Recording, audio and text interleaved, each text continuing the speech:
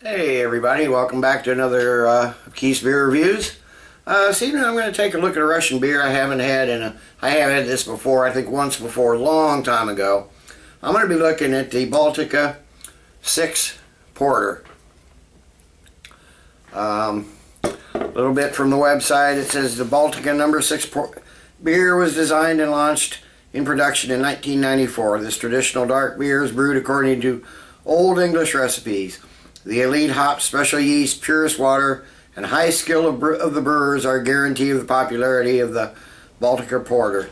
Baltika Breweries makes this beer using the best kinds of dark and pale malt.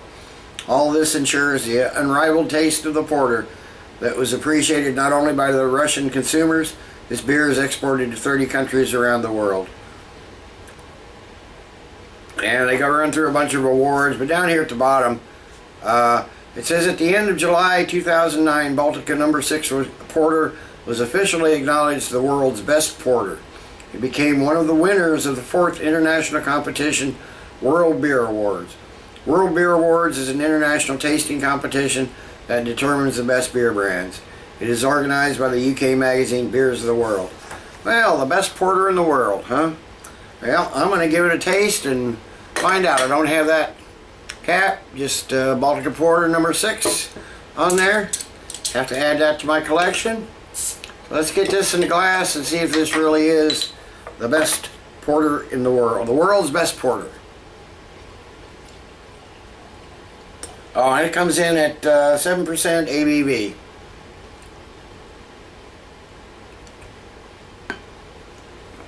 Poured a little aggressive on that. It's a nice looking porter. It's pretty dark, hints of red around the edges. Down here at the bottom where the glass is a little thinner, you can see some ruby red, but it's mostly just dark, almost black. Got a nice 2-finger, lightly tan, well, almost mocha head there. Looks real foamy and creamy, almost like an ice cream sundae or something. So we give it a nose and see what we have. Okay, I'm getting kind of a thick, bready scent. I wonder if this is a rye porter. Maybe hints of licorice. Little buttery notes in there. Little cream, chocolate. Some roasted nut notes. Very subtle, not really heavy, nothing really sticks out at you, but really subtle, light, pleasant smell though. So let me give it a taste and see what we have.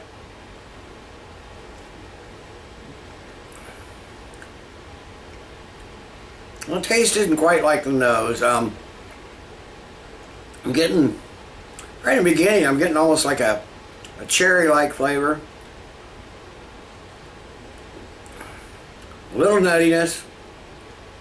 I can taste the booze a little bit, which a relatively low 7% is a little surprising.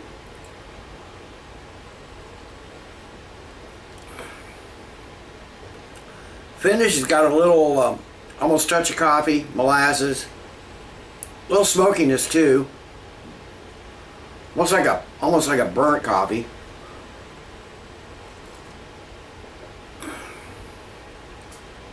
Almost a light cola type note too on the finish.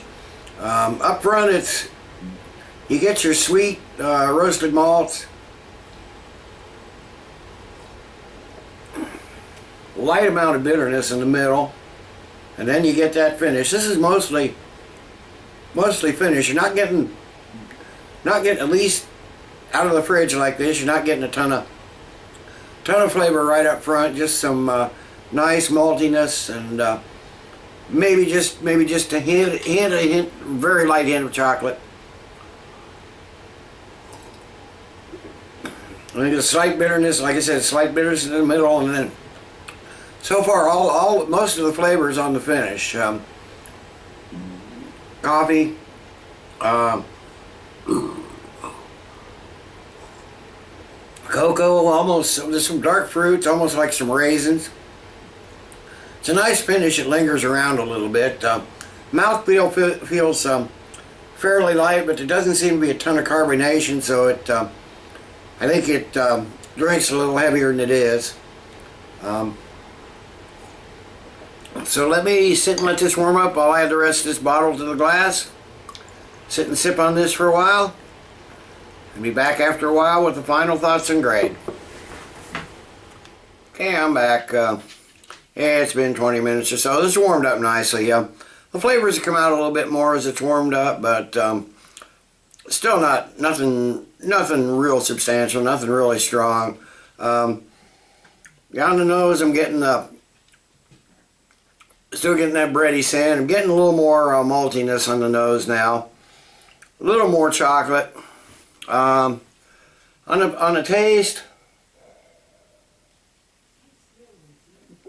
the taste, it's come out a little more. The maltiness has come out a little more.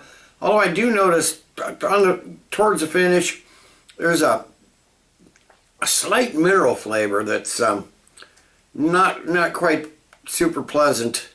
A little off-putting, really. It wasn't there. Wasn't there when it was cold, but as it warmed up, it came. I'm not sure what it is, but there's just like it's not the copper penny taste. I'm not sure what it is. It's just I guess I can only describe it as a mineral type flavor. So that doesn't sit too well with me. Other than that, it's a pleasant tasting beer. It's the mouthfeel is. For my taste in porters is still a bit light.